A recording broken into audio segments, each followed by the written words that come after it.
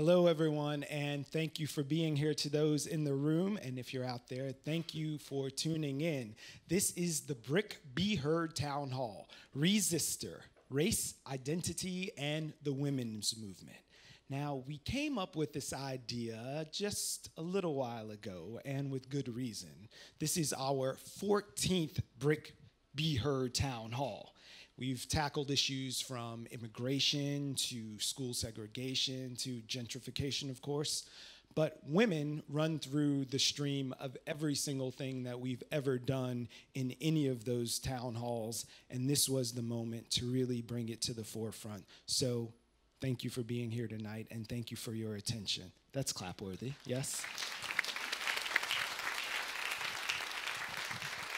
So to get things started right, to bring the fire that we saw so well just a few short months ago that continues to burn, we invited a real fire starter, flamethrower here. She is a poet, she's an activist, she is a humanitarian, she's a womanist. She is Mahogany Brown, and she's going to share her original work, Black Girl Magic.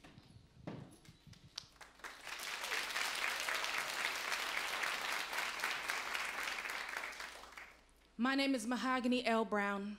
I am a Black poet, and I refuse to remain silent while this nation continues to murder Black people. I have a right to be angry. They say you ain't supposed to be here, Black girl. You ain't supposed to wear red lipstick. You ain't supposed to wear high heels. You ain't supposed to smile in public. You ain't supposed to smile nowhere, Black girl. You ain't supposed to be no more than a girlfriend. You ain't supposed to get married. You ain't supposed to want no dream that big. You ain't supposed to dream at all. You ain't supposed to do nothing but carry babies and carry felons and carry weaves and carry silence and carry families and carry confusion and carry a nation, but never an opinion. Because you ain't supposed to have nothing to say, Black girl, not unless it's a joke. Because you ain't supposed to love yourself, Black girl. You ain't supposed to find nothing worth saving in all that brown. You ain't supposed to know that Tina, Beyonce, Cecily, Shonda, Rhymes, shine, shine, shine, Black girl. You ain't supposed to love your mind. You ain't supposed to love. You ain't supposed to be loved up on. You only supposed to pose voodoo child, vixen style. You're supposed to pop out babies and hide the stretch marks. You're supposed to be still. So still they think you statue. So still they think you chalked outline. So still they keep thinking you stone. Until you look more Medusa than Viola Davis. Until you sound more Shanae than Kerry Washington. Until you're more side-eyed than Michelle Obama on a Tuesday, but you tell them you are more than a hot comb in a washing set. You are Kunta Kinte's kin. You are a Black girl worth remembering, and you are a threat. Knowing yourself, you are a threat. Loving yourself, you are a threat. Loving your kin, you are a threat. Loving your children, you Black girl magic, you Black girl fly, you Black girl branch, you Black girl wonder, you Black girl shine, you Black girl bloom, you Black girl, and you turning into a beautiful Black woman right before our eyes.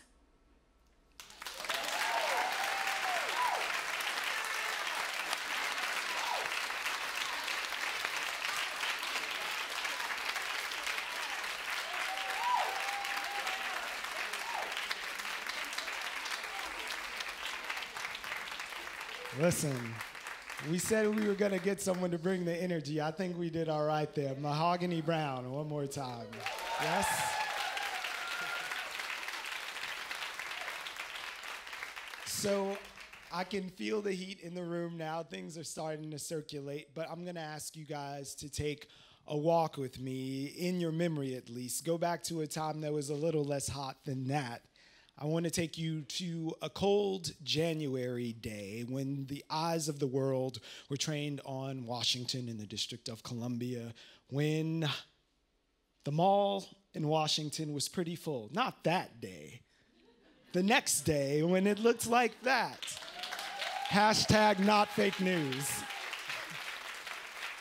So this, you may remember, was the day when women in America got together, got on buses, got on trains, got on planes, took any means that they could to assemble in the nation's capital for what turned out to be the largest mass activism anywhere in the United States in history. In fact, that day reverberated around the world, around the country, far-flung locations. They were even in Antarctica, though the numbers came in at about 2.6 million people participating around the world. Organized by 4 women, the likes of which this nation has never seen before, in charge of such a huge gathering. So this is the context that we're talking about. This is the message that we're talking about moving forward tonight, and just grabbing some of that action and figuring out what it takes to make that feeling translate into real change here in this nation and, of course, in this world as we know it. So to that end, I'm going to introduce you to 6 phenomenal people who we've invited to take part in this Be Heard Town Hall, which we're partnering with the Third Wave Fund in and the Sadie Nash Leadership Institute. So thank you to our partners, and thank you to our panelists, the Sadie Nash Project. And I'm going to introduce you to our panelist right now. You may recognize her from the photo you just saw a few seconds ago, but CARMEN PEREZ was one of the national co-chairs of the Women's March, is one of the national co-chairs currently. She's still here and she's with us. She's also the executive director of Gathering for Justice and has been a social justice advocate for 20 years and counting. All right, Rye Young is the executive director of the Third Wave Fund, one of our partners this evening, and they founded the Third Wave Feminism as we know it. Rye has dedicated his entire career to work around labor, gender justice, and marginalized communities. I also want to introduce you to Councilmember Lori Cumbo, who represents Brooklyn's 35th District, right in the New York City Council. Local girl made good. That's Fort Greene right here. She also happens to chair the Committee on Women's Issues in our City Council. Thank you for being here, all of you guys. And SAFIA MAHJEBIN is coming to us through the Sadie Nash Leadership Project. She's working on a campaign against childhood marriage and working in Brooklyn's Bangladeshi community, translating Islamic text through a feminist lens. She also happens to have just completed her sophomore year at Hunter, so congratulations. We see you halfway there. On the far end is Natasha Leonard, who is a Brooklyn-based independent journalist. She writes about movements of resistance for publications such as The Intercept. You can also read her work in Esquire and The Nation. Thank you for being here. And you know Mahogany Brown. You go way back to right here. So Mahogany is, of course, an amazing poet as well as an educator and an activist.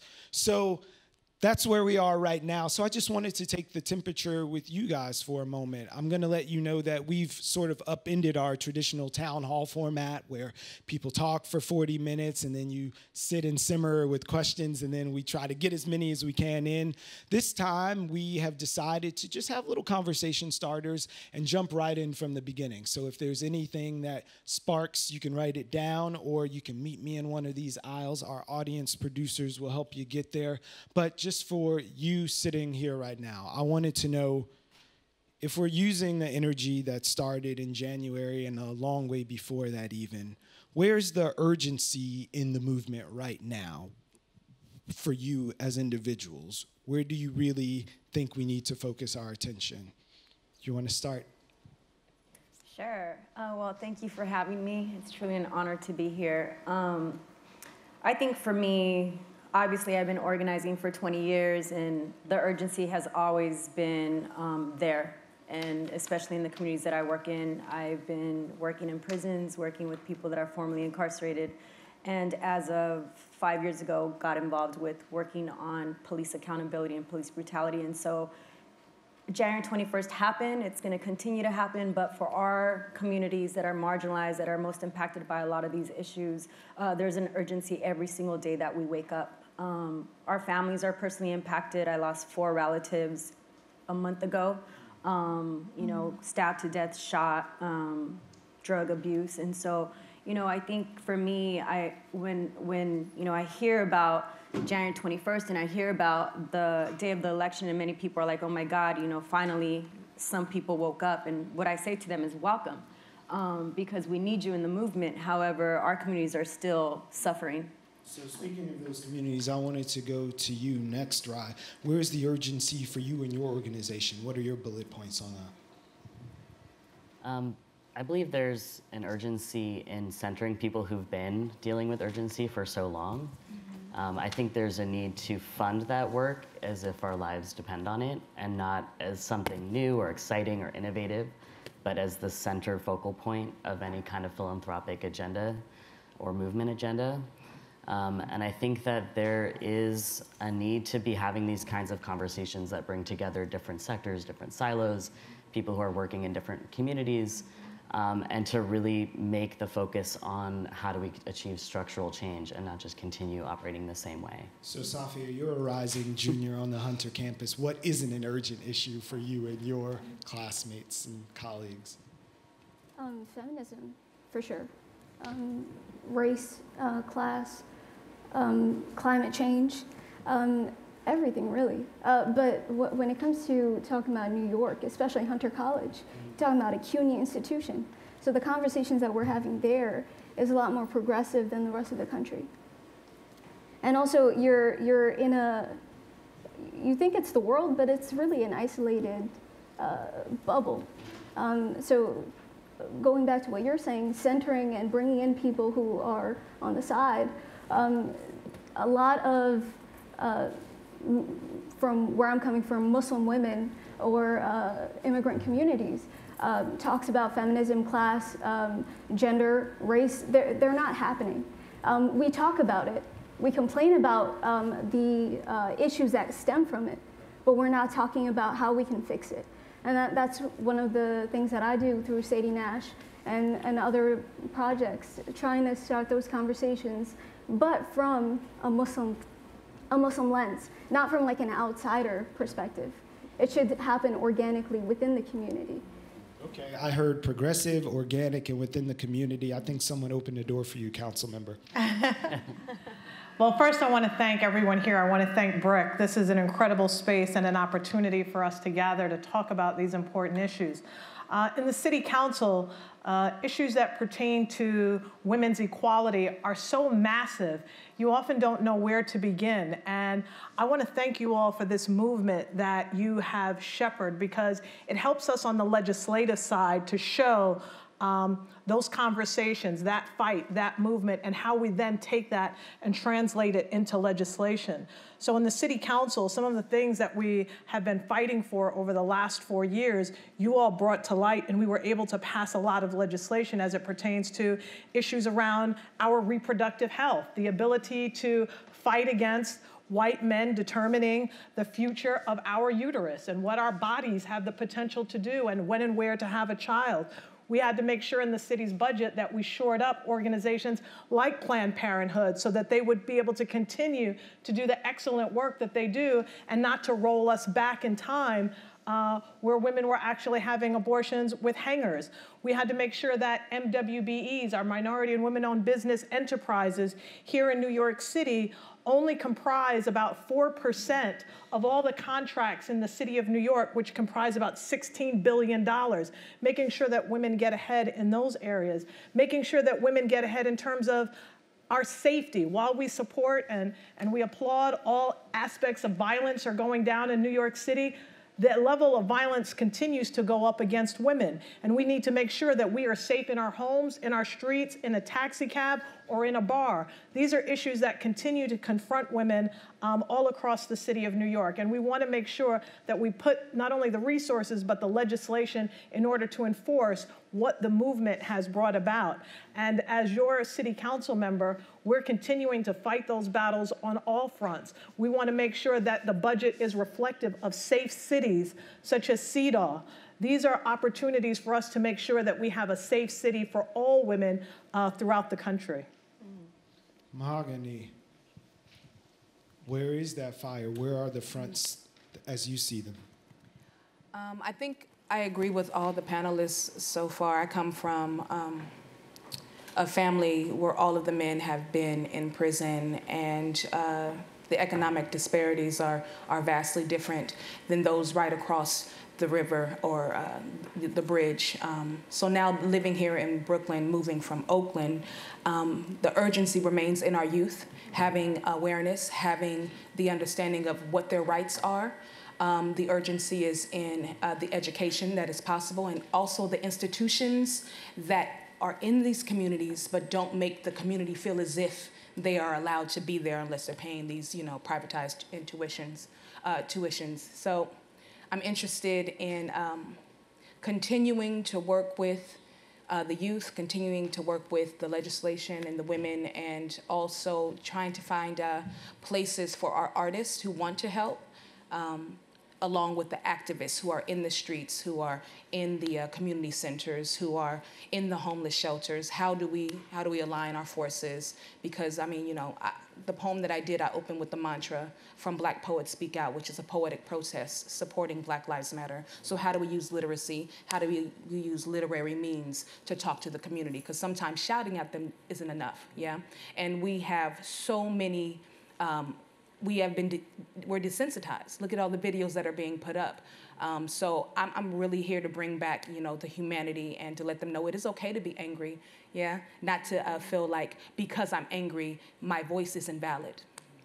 Right. And Natasha, you put your pin where your politics are. Where is that sense of urgency for you? Well, I can't really add more in terms of front lines of urgency. I think everyone has mentioned the key intersecting class, race, feminism, gender.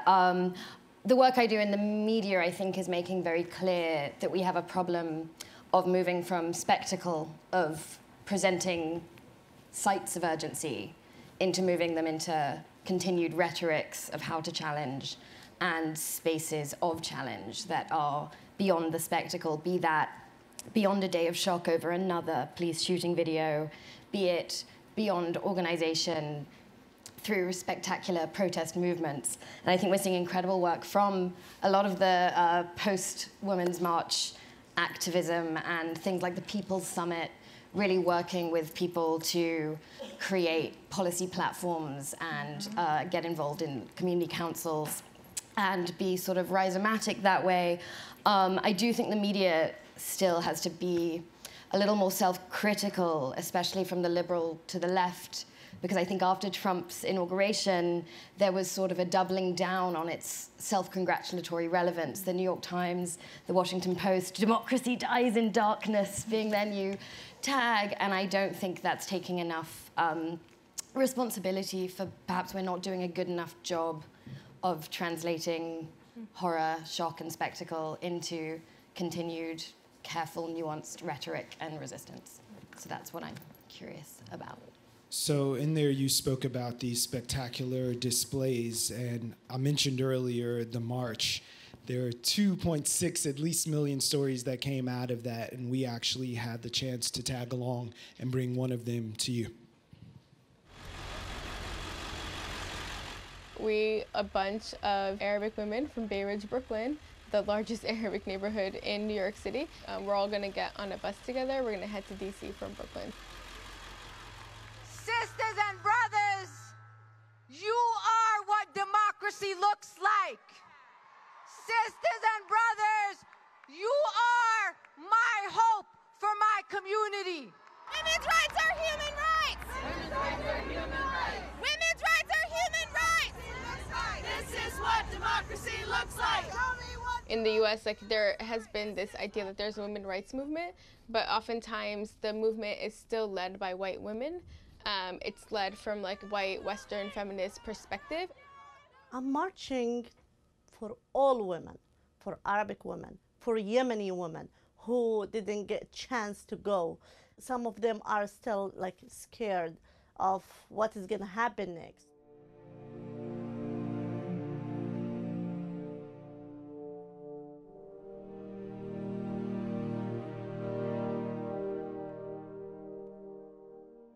We are all affected by these same systematic policies, right? So the same policies that criminalize youth of color are similar to the policies that criminalize Muslims. And it's the same forces that are enacting these policies. It's the same surveillance equipment, the same budgets, right? And the same politicians pushing these things forward.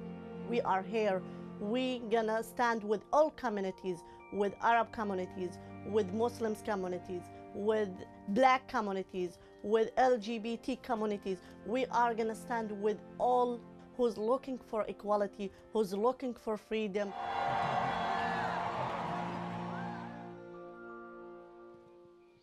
So that was just one of the voices. We want to thank the people at the Arab American Association for letting us tag along and jump on the bus with them, and for everyone who shared their stories. Like I said, this was just one sort of take. We know that there were so many voices, and in a sense, a lot of people who were siloed, whether they showed up at the march or not. So I want to ask you guys before we go to the audience. So if you do have a question that you'd like to address, you can just throw your hand in the air and one of our producers will bring you to the microphone.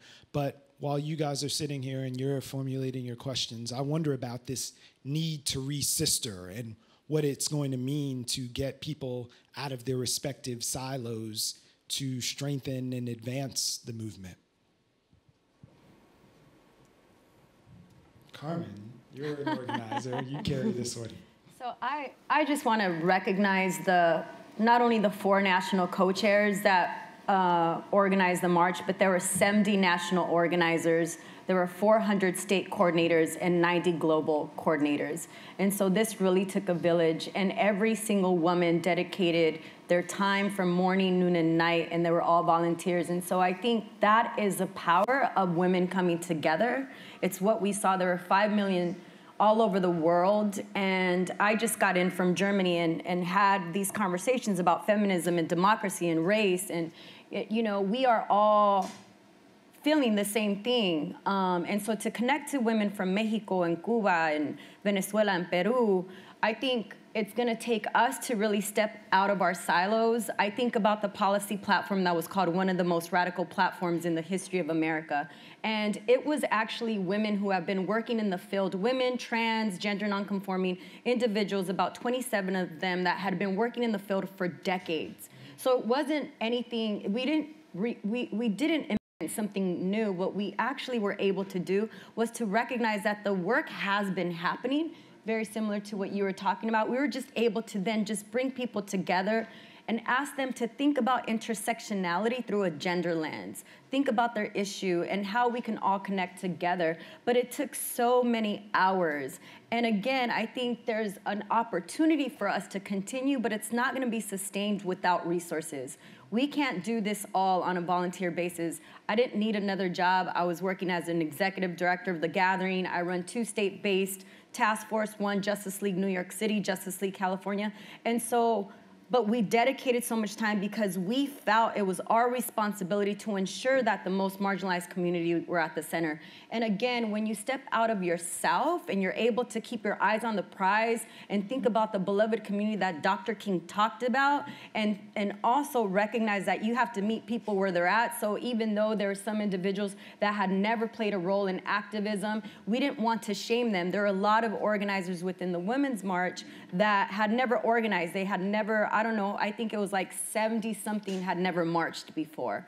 So again, creating entry points for people to get involved, but also recognizing that my liberation is bound in yours. You saw Linda Sarsour talk up there. I've been working with her for a couple years now, and I remember her saying in a speech after we did a panel at the UN, she said, she quoted an Aboriginal woman from Australia, and the quote was, "If you have come to help me, don't waste your time, but if you have come here because your liberation is bound in mine, then let us work with one another." And I think that is what resistance and resisters amplify. It's what we're trying to, it's what we're trying to demonstrate. And by having 3 of the 4 national co-chairs be women of color, it was an opportunity to also demonstrate to the world that even feminism has evolved, you know. Well, when you talk about the world and that world perspective, I'm struck by you talking about being in Germany and what happens in other countries. I wonder if it's easier for people who are global, and women in particular, to get that same feeling and feel like they're on the same page than it would be for the feminism that seems so deeply siloed even here in America. SAFIA, for you as a young person who is developing and coming into this, I wonder where you saw your lane and how you see other preceding waves of feminism as they relate to the brand that you may know or practice now. Well, feminism has always been and still is a very loaded word, and it has so many of its own connotations to it. And it really depends on how it is defined in a person's mind. For me, it was based on just lived reality. Fighting for women's rights and seeing a need to address an intersectional feminism was just a necessity, because it was in my face every single day. But I never called myself a feminist because I really didn't understand what it was. So it's very important to, I guess, educate and disseminate what is feminism, and to really tackle those imaginary monsters that people have in their minds when they think of feminism. Yeah, I don't want to hear all Women's Studies 101, but I want to throw it to you guys. What is feminism? As we sit here in 2017, as it relates to you, Mahogany, I introduced you as a womanist. What's the differentiation that you make between those terms? Well, Alice Walker coined the term, saying that womanist to feminism is purple to lavender, right? And it's really about allowing an intersectional lens specifically for Black women to see themselves in a movement that, while it needed their help, it needed their bodies, it needed their voices, did not necessarily consider all of the things that was holding them back, which is racism, right? Which is classism. It was like, come and stand with us and let's fight. And that's the first and second wave. While the third wave supposedly took care of those things, I think we can challenge that when we look at the way in which we look at other women who call themselves feminists and say they're not, which I think is very anti-woman. It's anybody who thinks that you could say Beyonce's not feminist enough or Amber Rose is not feminist enough, because who says so? You? But if she's a woman and she says, this is what I choose to be, and this is a way, and I've studied this literature, and this is how I think it affects me and represents me, why can that too not be considered? I'm going to sneak over here, Rye. So we've gone to feminism and then to womanism, and then you just introduced another one, an intersectionality. So we've got— Shout out to Kimberly Crenshaw. Yes. Well, we've got an alphabet soup of terminologies going here, but yes, Dr. Crenshaw coined the phrase. But Rye, what can you add to that? Do you want to disseminate anything else? I'll just say that Rebecca Walker coined third wave feminism 25 years ago. She's a co-founder of Third Wave Fund. And a lot of what was going on at the time that it was founded was that there was this belief that feminism should be redefined by the people who haven't felt at home in that space and who felt very much marginalized and sidelined.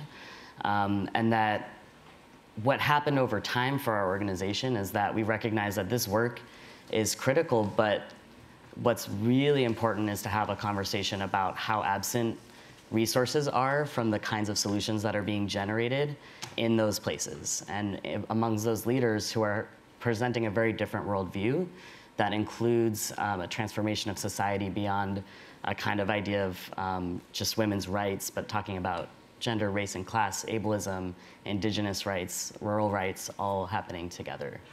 So I'm going to go to you, Natasha. There's this global view that you often take on as part of your work, and I wondered if the rest of the world gets what's happening in America with the waves and the silos and what we look like abroad, working through the issues of feminism to womanism to intersectionality.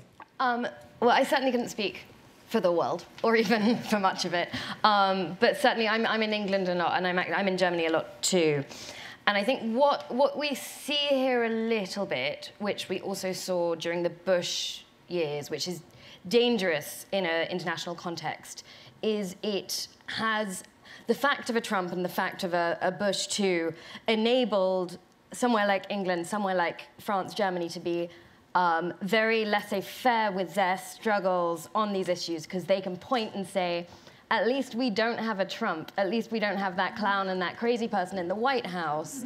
And that allows people like Emmanuel Macron, who is a neoliberal, a capitalist, a man who wants France to look like a startup, which is never very good for marginalized communities nor women. He's someone who is now being considered, you know, your hot boyfriend, is all the BuzzFeed listicles. So I think that's one of the international risks of when there's a deeply patriarchal, misogynistic symbol taking up the airwaves in the US. And I think that makes international solidarities quite difficult. And I think we have to keep that in mind, because if I think about a way, a sort of working definition of feminism that demands intersectionality, I think of bell hooks talking about feminism as the fight against oppression, the fight against oppressions of sexism. And that would include denying a feminism that included classism. And that would then question a sort of Sheryl Sandberg style feminism, and it would question a Hillary feminism. So I think those things worth keeping in mind and get confused with the international figure of a Trump. Well, you've pinged Sheryl Sandberg and Hillary Clinton. I wondered, coming from you, council member, walking up the stairs of the city council, do you do it as a woman? Do you do it as a feminist? Is it a womanist? Are you at all of those intersections? And while you work on that for just a second, I'm going to remind you that we are ready to inject some town into our town hall. So if you have any questions, get at me. We want to hear your voice. But back to you. Where are you with that? I just want to add on to the Women's March, and that it was so powerful for me to see a Black woman, a Latina, a Muslim, and a white woman, and women that were in my age group, that looked like me, that dressed like me, walked like me, talked like me. It's so important in leadership and in a movement to have connections where you can see in the leadership, I'm represented there, I'm present here, and it's not that anyone gave this movement to you. You were at the head, the forefront, you created this. And it was so important for people to see themselves in each and every one of you. And so that, I believe, is why so many people gravitated towards you, because they felt, I see myself in you. And I thought that that was so critically important. And when I think of feminism myself, I really think about equality. Anyone can be a feminist. You know, it was this thing at one time where it was just thought that women could be, but it could be men, it could be the LGBTQ community, it could be anyone that sees that the world functions in a higher way when we all see that we have a gift from God that we need to bring forward, and that we're all equal in God's eyes. And when we see that and we understand that the harmony of the world is based on that, we are stronger and better people, and we can live amongst one another in the way that it was intended. For me, as a city council member, and people often, we discuss this in city council. Right now in city council, we have a Latina speaker. We have an African-American woman who is our public advocate, Letitia James. We have a Dominican woman who is the chair of finance, and we have 13 members out of the city council out of 51 that are women. I say that to put in a plug. We need more women running for office. So consider that, think about that. We need more of you there. But for me, as a woman, when I'm walking up and down the stairs of the city council, I see myself first as a Black woman. I believe that my race identifies me first, and then my gender. I think a lot of that has been defined by history. It wasn't as if when the slave ships came to Africa, they said women and children stay here in Africa and we'll take the men. It was everybody, all of you collectively together are going to be raped, kidnapped, and taken away from your homeland. And because of that, I see myself always bound first to my African identity, but very close behind that, I see myself as a woman. And they don't have to be either or, but I recognize who I am in the world, and I recognize how I'm viewed in the world because of that identity, but it doesn't make me a victim. I believe that being a Black woman in America is my greatest asset, and anytime I walk into a room, I feel like I can take on the world. I feel strong because of the history that I come from, of the challenges that we have overcome, and the fight that we still continue to lead. And so for everyone that may look at being Black and a woman in America as two strikes against you, I certainly challenge you to see the benefits of that rich history that you come from that can carry you with a level of strength that no one else can have in this world. Thank you.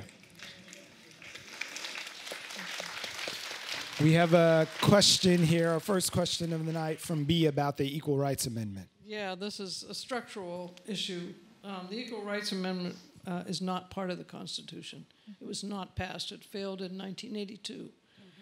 But given that the Supreme Court, are the originalist, which means they're going to use the Constitution for everything, every law that comes up, every justice thing that gets required. The combination is deadly.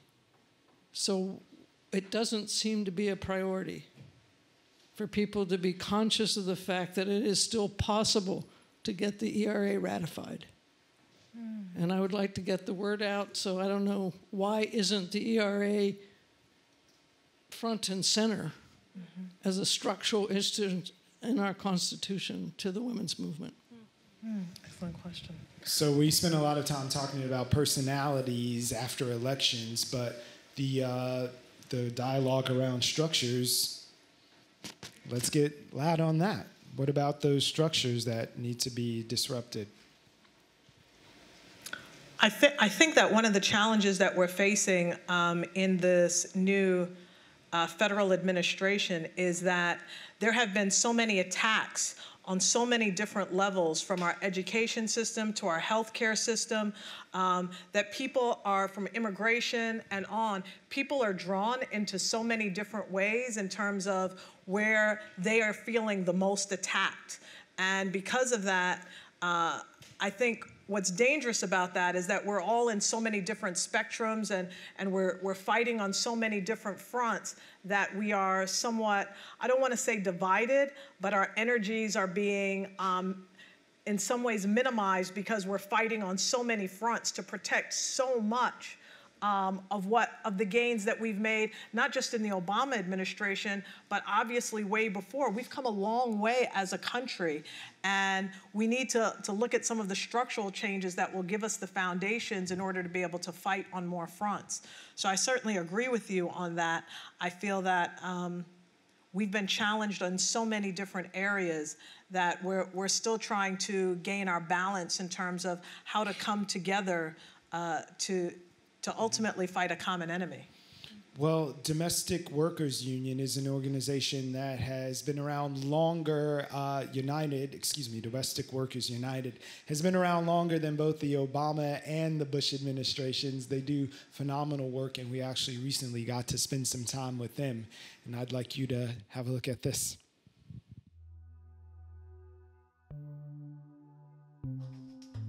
I always said, when people have soul, they know you are humans like them. You really don't need to ask.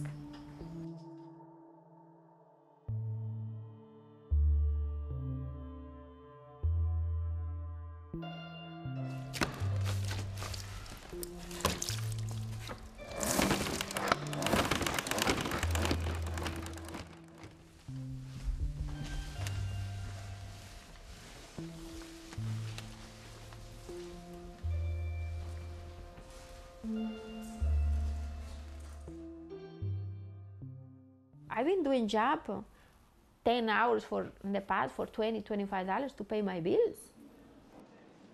So because domestic workers, our job is sort of kind of like an informal type of industry, we can't unionize. We have to be a movement. Even though we don't speak the same language, that person wipes the table the same way I wipe the table. That person takes care of that white baby the same way I take care of the white baby. I'm proud of you, Mr. Walker. Round of applause for all this information. It's knowing your rights and learning how to push back. And this is why we have a sisterhood, to be able to hold up each other's hand and say, I'll walk that plank with you. I'll go up there with you. Our stories are essential to movement building. Each and every one of our stories are important. We're instruments. Some will call you and say, I don't need you anymore, don't come. That's how the reality happens. This is not a walk in the park. This is work, real work.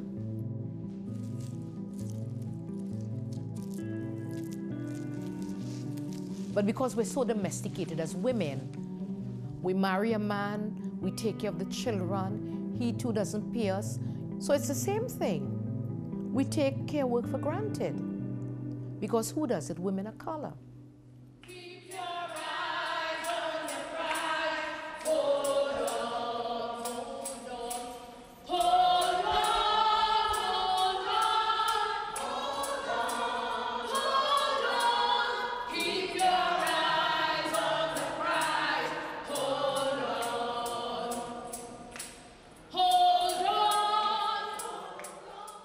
So I just want to take a second to point out the fact that both Lizette and Christine, who you recognize from the video, are here this evening in the front row over there. So give them a little dap over there.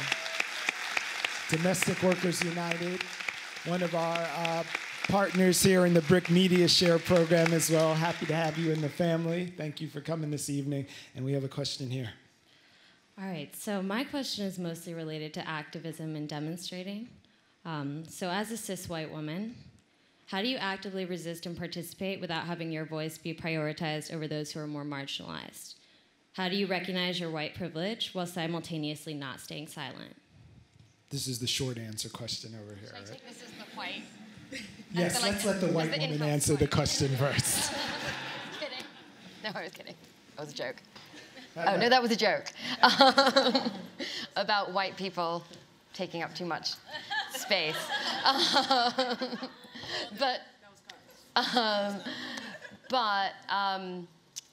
Yeah, so are you asking that sort of, as you yourself, as a white woman, how you, like, is this something you're saying you're sort of challenging yourself to do? And yeah, well, I kind of was thinking more about the Women's March and how there was a lot of criticism of how it was like kind of overly white and did centralize like white, straight, cis women. I was wondering how you could participate with as being a white, straight, cis woman without making it all about you. Seems like it should be simple, but it isn't always. Or how simple is it, Mahogany? I see you over there. I think that if you have the idea that, am I taking up too much space, then you're probably right, yeah? So how do you use your position in power to challenge your position of power? How to use your position in privilege to challenge privilege? And that was from the sister named Amanda Johnston. She asked me that question, and it's been sitting with me ever since. I think it requires you to have hard discussions with other white people. I think if you have the ability to put a platform together and step back, then do that. I don't know how the march, I heard stories too about some march issues, and outside of Sister Carmen, I wondered how those people look at themselves now, to look at other women of color and take pictures of their headdresses or to isolate and alienate them from being in certain parts of the march. I think you gotta check your friends, and it can't just be like, oh, I have that really weird uncle that says things that are so rude at Thanksgiving. Like, you gotta be uncomfortable. You gotta be okay with being uncomfortable. I'd like to also add to that. During the Women's March, a lot of the white women had never organized before, and of course people said, we're following women of color, but that really wasn't necessarily what was happening, particularly because we as women of color have been fighting so much every single day. We fight alongside our brothers that are incarcerated, you know, our fathers that are not getting paid for their work, all these different things we fight for. And so when we speak directly and we speak with confidence, there was a lot of like, well, you know, some of us don't talk like that, and could you please, you know, be a little bit more courteous when you speak? And I think what's really interesting is that there is this disconnect, right? There's a disconnect, and it is about having courageous conversations. It's also about studying history and also recognizing that there's so much work that has happened before the Black Liberation Movement. There was SNCC, there was the American Indian Movement, the United Farm Workers Movement, which is completely different than the Chicano movement. Not the same leaders, right? But there's so many movements that happened previously, and I think people just step up and feel like, I want to help. Well, there's something about helping and actually really being in solidarity with someone, and I think, you know, just have courageous conversations with other white people, understand the pain that we as women of color and just individuals of color are constantly facing. And if you have resources, bring that to the cause, because we also need resources. Right, I see you. Yeah, I think what I'll add to it is that I think it's important to think about it on a daily level and not just about the optics of an event, or how do we make sure we don't look racist in this moment and not take up space in this moment, but ask ourselves on the day-to-day, how are we working to end systemic racism, both within the women's movement and outside of it.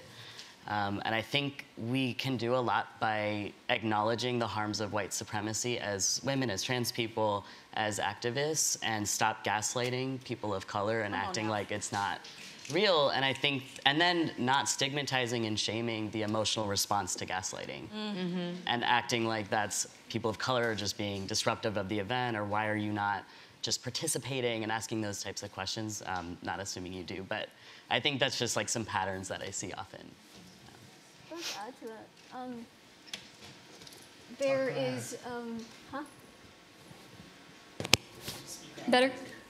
I think there is, in an attempt to sort of, in an attempt at intersectionality, there's a lot of making everything the same. We're not the same. That's why we're in this predicament in the first place. I think in order to have a real intersectional movement, whether it be in feminism or anything else, we need to recognize that we're not the same. And we need to recognize that some differences also come with a lot of ugly baggage. That's right. Like when speaking from a Muslim woman's standpoint, there's a lot of stuff we need to sort out in our community. It's not going to help if somebody from the outside comes in and says, hey, I'm here to help. We're doing that on our own. There are organic movements and conversations that we're having on our own. But what we need people from the outside, like, where's my white sister? Oh, hi. What we need from the outside, or someone who has privilege and they recognize that they have privilege, is to understand that they are different from us in that they have that power and privilege, and then to use it. Don't be ashamed of your power and privilege. I think that will be a greater hindrance to you than anything. So own it, own what you have, and then use it to advance a collective cause. I wanted to add just to that very quickly. I think that the other thing that's so important is to not only show up when it's something that impacts you. So in my community, you know, we feel very much like we may have this feminism movement that we all work towards, but then an Eric Garner situation happens, a Sean Bell situation happens, Philando Castile happens, and then we know that's not your issue. We have to be out on the forefront for that. So in this movement of equality, to face and to have authenticity to your participation, it's powerful to know that we were at the Women's March together and that we were on an issue together that impacted a community of color, that impacted the Black Lives Matter movement, that impacted a mom who's grieving. It impacts a Sandra Bland. Are you there then as well? And when you show up then also, then I welcome you in a spirit of sisterhood and camaraderie, and we can move forward together, and we are breaking boundaries just by you being there for each of those things. Because I'll be honest, it's like for a woman, a Black woman of color, to have to be called upon for so many movements, woo! I mean, it's just mind-boggling, all of the things, and we're the only group, really, that has to be called. Someone wants to get elected to become president, we gotta come out. There's an incident of racial violence that happens, police brutality, black-on-black crime, pay equity, paid family leave, like all of these things we have to be the backbone to, and we need resources. We need our white sisters to come and lift us up, stand beside us. We need all of that to make our movement stronger. So that's what I would suggest in that area. I'd just like to add. Oh, yeah, and that's what we actually saw with the Women's March, is that initially a lot of white women don't have a racial justice lens, and they showed up because they felt as though it personally impacted them. But as we evolved in the Women's March and we were having internal courageous conversations, we started seeing white women showing up for our issues and speaking out more, which, you know, because we were actually saying, we need you to show up, right? We need you to be along our side. And when we are down, please lift us up. So we are seeing more of that just within our internal Women's March space. Another thing is that, am I okay? All right. Another thing about white women in particular is that people see you. So even when I was working on the child marriage issue, the issue hadn't become American until a white woman was a victim. Because before then, I've been working on it for a year now. And at that time, it was me and Sadie who was from the Jewish community, who were at the forefronts talking about this. And we were the media go-to. And because I'm an immigrant Muslim woman and she's from the religious Orthodox community, people were like, oh, that's a religious issue. That's an immigrant issue. That's not an American issue. But the fact that we are both Americans didn't matter to people. And the media was not good at that. They played on those stereotypes, and every single media conversation that I had, I was like, y'all got to get a white face there.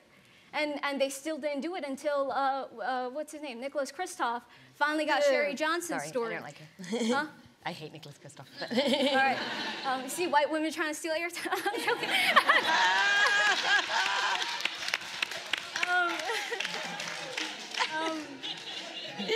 Damn, what was I saying? Yeah, so until Sherry Johnson's story came to the forefront, that's when it became an American issue, because she was a white girl. So it's very important for, I guess oftentimes we don't want white women to speak for us, but it's important that you speak our struggles, because they won't see us when we talk about it. They'll just see, oh, that's some terrorists. Oh, she's brainwashed, she's oppressed. Oh, she's probably a criminal or something like that. But when you say something, people listen. So it's important. Oh, and if you're gonna speak, please speak from a point of knowledge and responsibility. Because it's so important that you get your wording right, that you don't feed into the misinformation and the stereotypes that are already out there that are extremely harmful to our cause. So it's very, very important. You talked about history. So important that we educate ourselves, not just white women, not just whites, but all of us need to understand that when we talk about democracy, when we talk about women's rights, human rights, when we talk about feminism, it's all from a white-centric standpoint of history. So for us to really understand what it means for the future of intersectionality of all of these movements, it's very important that we understand the past and how the past has defined the white centricity that we face today. Woo! Ladies and gentlemen, I give you SAFIA MAHJEBIN. Woo! I can't wait for you to get fired up. Listen, we only have 40 minutes. There's a lot to unpack there. We are moving along and happily going down this train. And something that both of you said, beginning with you, Carmen, sparked something in me when we're looking at these movements and this history that we have here in America. How important is this concept and practice of deep unity? If we go back to the civil rights, we had a Malcolm and we had a Martin. Right. Like, how important is it to advancing the agenda that we really delve into, and what would deep unity even look like when it comes to something as huge as uniting half of the planet in a movement against what we see as the patriarchy or these racist power structures that are built into America? I just want to add something in regards to history. You know what's really interesting? When I think about the word feminism, we have to understand where it came from. It came from a French philosopher, Charles Fournier, who created the word in 1837, right? And so when I think about the suffrage movement, and I'm extremely grateful for the gains that I have as a woman, so I'm not gonna knock the work that has happened, but I also know that Black women were not allowed to be at the front of the suffrage movement, right? And it was really people like Audre Lorde, you know, Black feminism that really championed Chicana feminism, which is what I identify myself as. But again, you know, and so that's why, you know, when we talk about knowing history, it's sometimes slightly the reason I think that feminism also has some patriarchy in it, right? It's because it was founded by a man. It was a man telling us who we're gonna be, how we're defined, and how we move forward. And so again, we have to we need to dismantle this idea of what feminism is, and for us as the three national co-chairs, we were defining what feminism is for us at this moment. And there was a time in which I thought I was a feminist when I was 19 years old, and then I became a womanist, and now I feel like I am Carmen PEREZ, who stands in her power as a woman, who understands the intersectionality and the value of us working together, but I'm gonna fight for the most marginalized communities. And so it's important that we understand how we got here so that we could not repeat history, and we're not creating this division amongst our movements. Natasha, you don't have activist on your card. You do the work and you show up. And how do you balance that of making your anarchist on my card? Anarchist on so your I don't card. know. Which I think, if you're talking, which relates to the notion of deep unity. And if you talk about Black liberation struggle and civil rights struggle, we're also talking about different tactics. And I think now as movements build, and there are people who are more likely to get arrested, and that is a race issue and a class issue. And there are people who will perhaps do things that are illegal too, in order to get arrested. Civil disobedience, property damage we saw on Inauguration Day. And I think what we're seeing pretty scarily on the far right, which is a misogynist terrain, is that they're actually being pretty good at accepting different tactics between each other. So Paul Ryan is not decrying the scary members of the alt-right, whereas the broader left, where, you know, feminism finds its home, as it should, I think is pretty good at throwing each other under the bus. That's right. Tactically. And I think, so if we're talking about deep unity, we don't want to be whitewashing our own history as we're doing it, like high schools did with Malcolm, with the Panthers, saying those were the baddies, everyone should be wearing a suit and standing at the front of a march. And I think we're at a moment now where we can look around and take diversity of tactics seriously, and that means, especially as people with white privilege, taking it seriously to know that other people can't always take the risks that you can, immigrants can't always take the risks that you can, and those have to be ongoing conversations. And I think, you know, and that means recognizing that some of the front lines are the courthouses and the trials, and then those goes on for months. And I think that's where deep unity is really built as well. And that takes not throwing each other under the bus, maybe if someone's doing something a little bit more radical than you would choose. I have a question here from Emily. I'm feeling that. Yeah, building off of seeking deep unity, but also trying to be educated in our language, knowing how complicated or you know, how the verbiage of feminism or womanism can have so many complex meanings. Would you say that, because conversely, the power of communication is very strong and optics are very strong, do you think that the banner or tag of women's rights or human rights is a uniting banner that clarifies the urgency of the movement? Is that something that we can stand behind, or does it need to be changed, clarified, or do we have to have multiple? But I think there's something that's so powerful about Black Lives Matter. You know what that means. You know the importance of that movement. Is there a way to, or a phrase that we can unite under that supports all of, I mean, considering who coined that phrase, or you know, is there a supportive phrase that can clarify the urgency of the movement?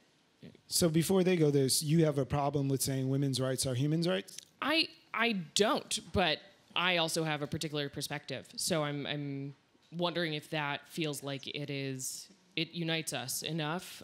Is that how we should? Is that a tagline that we can use, that we should use, or is there a more powerful call to action or label, as feminist is now not a flag that all of us wave? So languaging yourselves into furthering the resistance. Well, I think you answered it for yourself, right? You said you have your own perspective. And I think, you know, we can't necessarily, we created within the Women's March a policy platform so that people could see where their lane is, where they fit into the space, because we as women are not monolithic, right? And so I think people need to define what their involvement is and how they show up. And I always say, because it's the $1 million question, what's next, right? What do we do as women? And I always say, like, what tugs at your heart? You know, what do you deeply care about? And do that, right? Because I think we're always being asked the question of, you know, what is the next hashtag, or, you know, how do we unite? But I think that is more self-evaluation. That's something that you as an individual need to begin to think about. What are you willing to risk and commit yourself to? I know personally you talked about arrest and that being a privilege. My family is impacted by incarceration. My brother did time in and out. And so when I first got arrested on the West Side Highway, it was kind of frowned upon within my family, but it was something that I was willing to risk, right? My freedom to make a statement. And I think oftentimes we want these answers, but it has to come within. And I think that we could shift into a larger conversation. That's why it's important to have these types of forums, so that we could then begin to identify what does unite us, right? What does solidarity actually look like? And what does showing up look like for one another? I like that you said that a lot. Someone once said, "I'm your ally." And I said, you can't assign yourself to be my ally. I have to look at you and decide that you are someone that I would like to be my ally. And they didn't understand that. They're like, what? But I'm an ally to your cause. And I said, but you said you're my ally, and you don't understand even what I stand for. Right.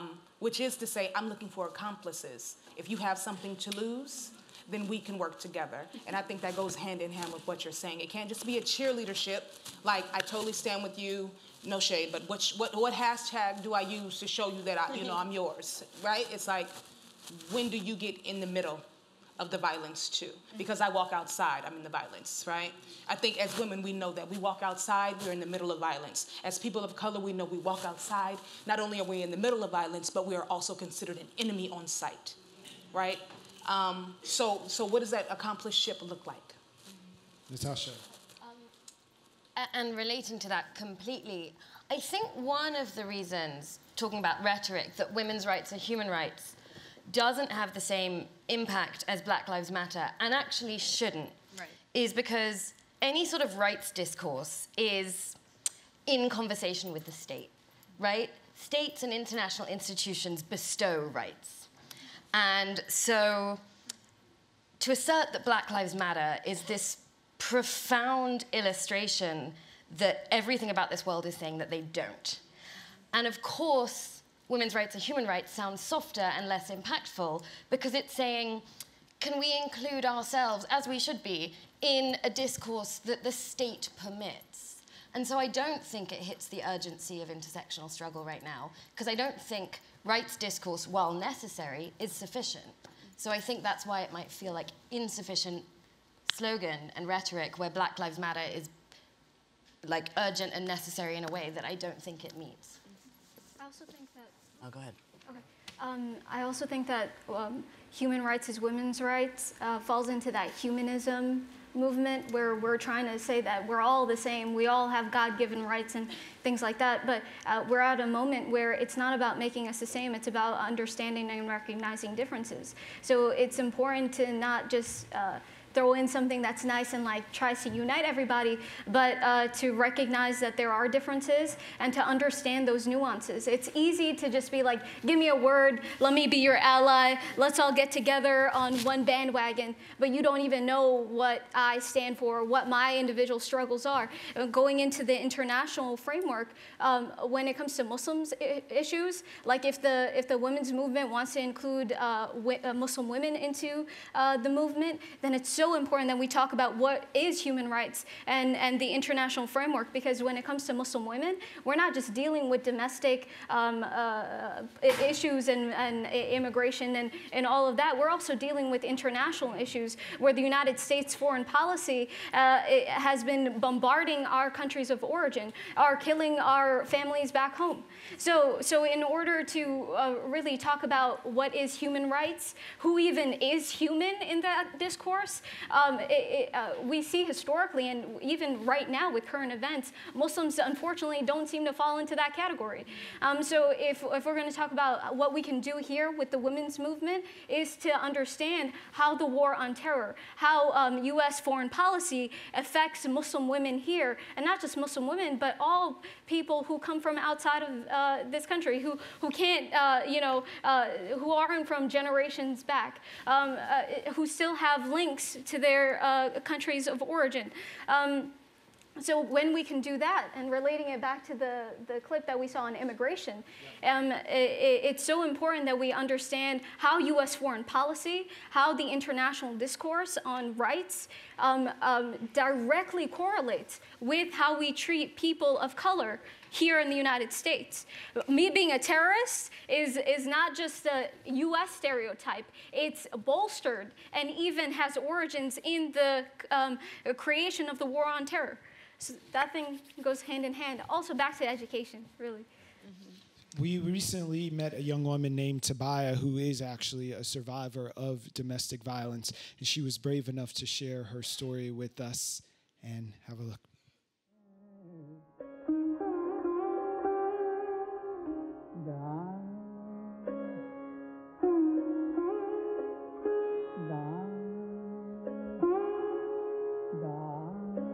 It's actually very healing to work with other survivors, regardless of whether or not they know I'm a survivor.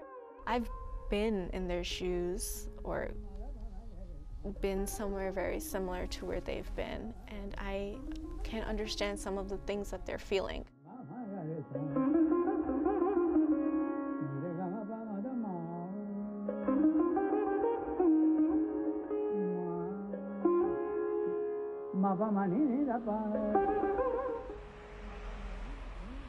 I myself have never been able to fully disclose my story.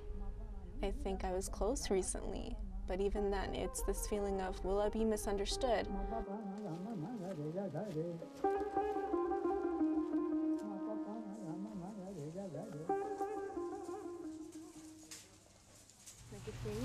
괜히 mix packet? 나만의 이제 프리즈 비터에. Ready-made cream নাই আমাদের. There seems to be a subtle type of victim shaming and victim blaming. In South Asian culture, it's deeply rooted to the point where like little boys are coddled to adulthood. Mothers don't speak to their sons about how to treat women with respect. And yet women are told to protect themselves and to safeguard themselves. There's a disconnect here. Whenever someone has even heard an inkling of what I've been through, it's almost like, what did she do wrong? What did you do to make him mad? So that was just one story of one young woman who is using her struggle to pay it forward and help other people who are in bad situations. And of course, we're pointing to the patriarchy. That's not just a structural thing. It's oppressing and at work in houses 5 minutes away from here and around the world. But we have another question. Hi, to the gentleman that brought up ableism. Thank you. In the spirit of that and identity, my question is, how and what are we doing to include all women, especially those living with a disability that often questions identity, specifically physical disability and et cetera? I mean, just today, a group of disability advocates a group of disability advocates in front of Mitch McConnell was protesting, and they literally got dragged out of their wheelchairs. So as a person with a disability, what can I do? But more importantly, what are you guys doing to help me and the many others with a disability?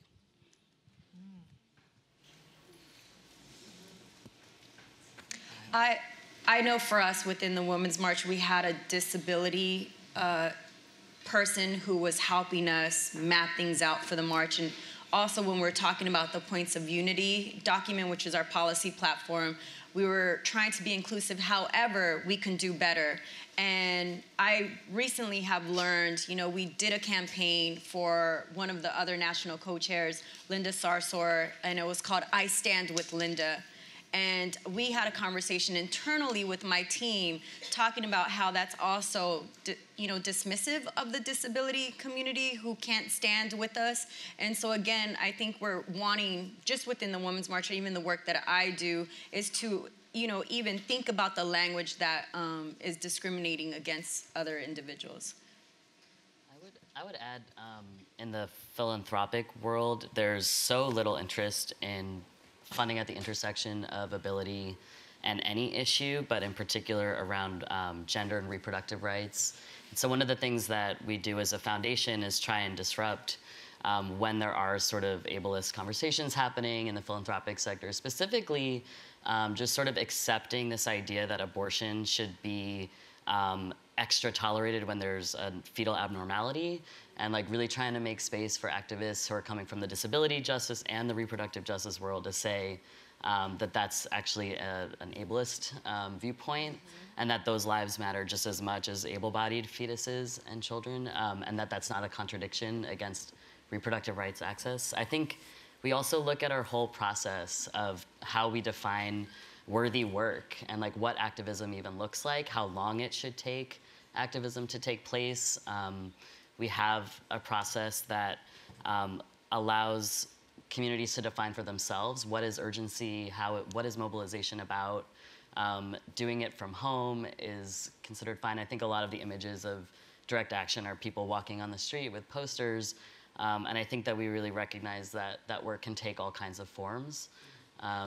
Just down to the granular things of taking applications over the phone is something that we do just to kind of recognize that there's all different ways that people relate to the written word. And so speaking of those ways in which anyone can be able to resist, at the risk of drawing the ire of Councilmember Cumbo, I know y'all have a lot to do, but as we wind up our next 15 minutes before we end, I just wanted to maybe encourage you all to think of something that you're willing to commit to over the course of the next few weeks or days or even months, if you want to take a little bit of a long view, something that you would personally be responsible for in helping to move the movement forward.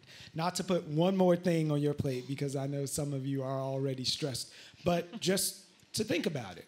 And maybe share it on the card with us, because we are going to be aggregating these things, and they'll live online and they will exist, and we can continue to dialogue and push them up the ladder or create new ladders to engage in them with. So just think about it in the last, in the last 10 minutes or so before we get out of here. But we're going to go to this question next. I'm also going to ask you guys what you are feeling in the next speed roundy thing before we end, so think about that.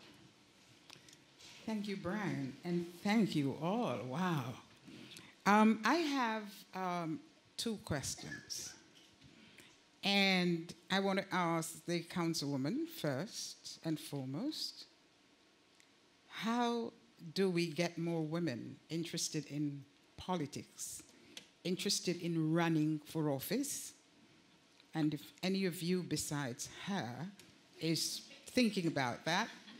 But one of the most important things is, how do you encourage women to vote for other women? Right? And then Wait, let it ride. And then? And then Laurie mentioned CEDAW at the beginning in her statement, and I'd like you to explain that. And I would like you to tell us what you're doing in the City Council to make sure that New York City become a CEDAW city. Awesome. Thank you. Thank you. Woo. Start at the top. I want to relate both questions in terms of we do not do enough to be more inclusive of our disability community, and that's a period and that's a fact. However, one of the things that's related to also women running is that it would be so powerful, even for a first time or not, that people from the disability community came forward to run for office. Because it's important for people to see themselves, it's important for the community and the people to see communities that are often in the shadows, are not included or marginalized. It's important for them to assert their voice.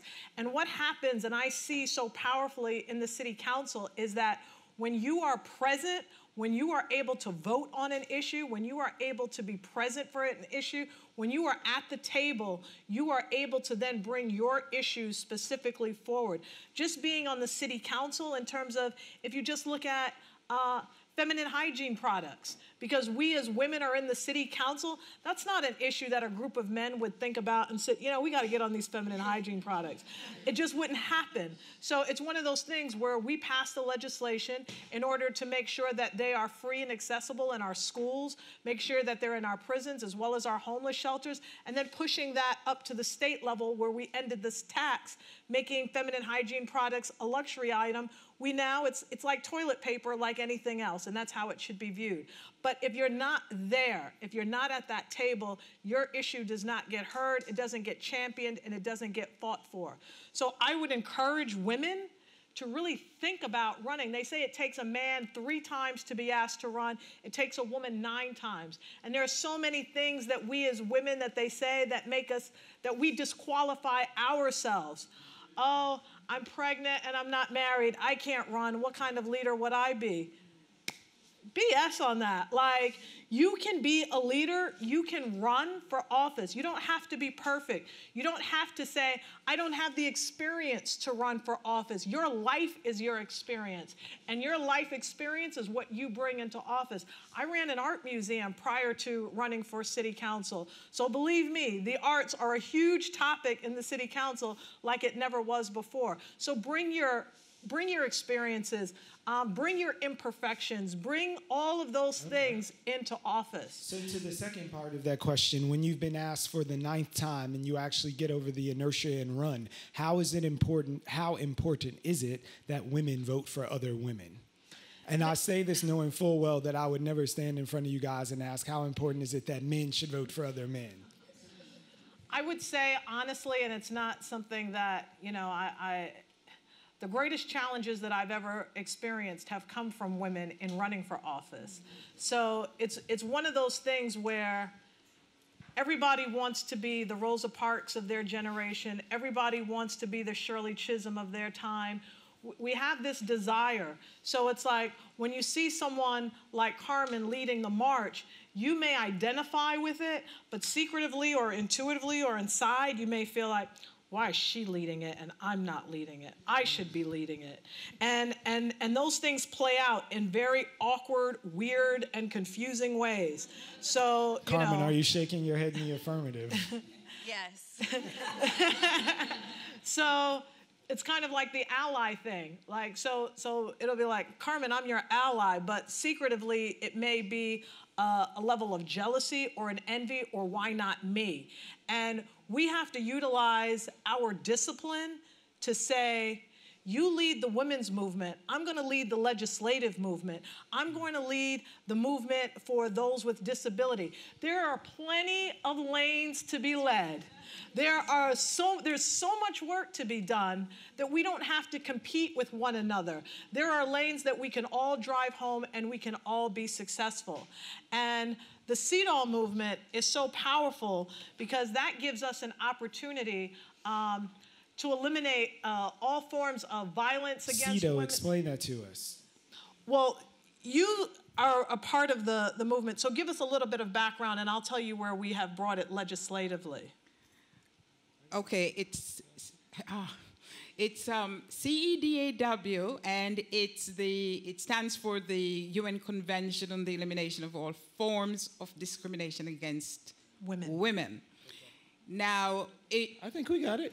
We're closing in on our last minute, so where are we? And so this is an opportunity. It has been ratified throughout many countries throughout the world, not specifically here in the United States. But what it is an opportunity for every city to figure out how do they put not only the idea, but also resources behind the ability to eliminate forms of discrimination against women. So some cities have looked at it and said, we want to make sure that our city is safe. So we're going to make sure that we put resources forward to make sure that our city is safe all throughout. Some will say we're going to eliminate pay equity or both. And they're going to put resources and create agencies and hire staff in order to eliminate all forms of discrimination in our city's agencies. So there's a lot of work to be done in order to identify how you want to identify as a city for CEDAW, but it can happen in so many different ways. So everybody just needs to find their lane and be the track star of their own lane and lead that cause. Okay, thank you. Sorry to be the man interrupting a woman. But I wanted to go to our anarchist and talk to you. We've been talking about women running for office and these power structures, but let me steal a page from my radical queer theory. We can dismantle these things instead of joining them. Women are half the population. What would happen if a movement of half the population united and say, I don't want to break a glass ceiling. I want to blow up the whole damn building and create something new. And I think that is sort of ideologically absolutely necessary. We have to break down a lot of ideologies, but I think a lot of people misunderstand that mode of anarchism. Like, I don't think we should storm the White House today. I mean, I do, but I don't think that would fix structural problems. So I think things that need smashing are the kind of microfascisms and white supremacies and things that underpin our everyday lives. And sometimes that does mean navigating within existing top-down political structures. But it does mean doing so in an incredibly critical way. And sometimes, yes, it is dealing with a lesser evilism, but also being critical of that. So talking about women in office, you know, if we had lots more choices, it wouldn't be such an awful choice to have to vote for Hillary Clinton. It wouldn't be such an awful thing growing up just after Thatcher's bloody reign to think about being beholden to vote for a terrible woman because there are so few. So I think navigating those structures, while they don't undo the ideological superstructures, is necessary currently. But I think we can do that with a view that there are sort of hierarchies that we do want to undo. So I think working within the structures that exist and that sort of imminent mode of politics has to also include working outside of them to do a lot of dismantling as well as building at the same time. Sort of the shell of the new in the shell of the old, as they say. Gotcha. I have a question here. Hi, thank you so much for being here. I wanted to ask, how can young women of color overcome labels such as angry or even a criminal when they're resisting? And what do you suggest the first action should be when starting our activism career? Again, action. Think about action words that you're going to be writing on your cards, but the first step. Yeah. I just like to say I think angry is a great title. Right, that's right. Hold it, tattoo it, it's yours. Yeah. And I think whatever you want to change in your immediate space, if there's some type of school lunch program and you know that certain kids don't get that lunch, like stage a coup, right? Sit in the dean's office and make sure that the lunch is, there's ways to do it everywhere. And once you do it, the first step in your own space, you learn that the wide world is your space as well, and there's a space for you to come and do the work. Mahogany, is there like one, and I see you, right? Is there one concrete step where if you don't have the mechanics of it just yet, so you can work on the muscle memory of channeling anger into action? Google. Google's still free. Google's a good look. Google's still free. It was written, right? Now I said it. It was written. There are so many ways to do it already. I would say write. I would say read. I would say liken yourself with other folks that are thinking like you, that feel just as unjust as you do, and have a collaboration so you don't feel like you're alone in this fight, because you aren't. Right. And the angry black woman gets things done. Yes. I mean, don't nobody want to see an angry black woman at the city council. I mean, it creates a dynamic of, please just give her what she wants to, get her out of here. It may not look attractive to see, because it can take on varying forms, but at the end of the day, it's what gets things done. I've never seen the nice black woman or the kind-hearted black woman in that sense push forward to get things done. An angry black woman doesn't always have to be, It can be what you see in a Senator Kamala Harris. It can be what you're seeing in a Maxine Waters. It can look just like that. It can be a Shirley Chisholm. Yep. It can be the side eye of Michelle Obama. There you go. When she gives the look. So we are in our last 90 seconds. Yes. So I want to ask the next angry black woman, Rye. I know you have something to say here, but what do you have to take us home with? I'm going to give each of you your chance as we are closing out our hour. Sure. I would just like to bring the resourcing of movements into the room for a second and talk about how 7% of philanthropy reaches women and girls. It's only up 3% in the last 20 years. That's as long as Third Wave has existed. And I think important to layer onto that is that only 3% of resources support community organizing. And think about how little, when you overlay that, is going to women of color leading solutions, people most impacted leading solutions, low-income communities, and so on. And so I think that we have to pay attention to our movements and why they represent some of the social structures as they are and not as able to challenge them has so much to do with how resources are distributed. So I really want to call on everyone to kind of think critically about philanthropy, think about yourselves and your role in it, and to just say that I think a lot of funding for this grassroots leadership, youth-led organizing, organizing of communities.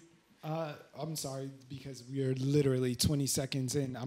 Carmen, and then we're going to finish with you, Safia. But Carmen, give us a word. Real quick, Superman isn't coming to save us. We are the ones we've been waiting for. So just remember to keep your eyes on the prize. There's a lane for you. Get involved, stay involved, and just tap into what tugs your heart. Safia, the last 10 are yours. Great. It shows that you have a moral compass that's alive and good, and you should feel angry.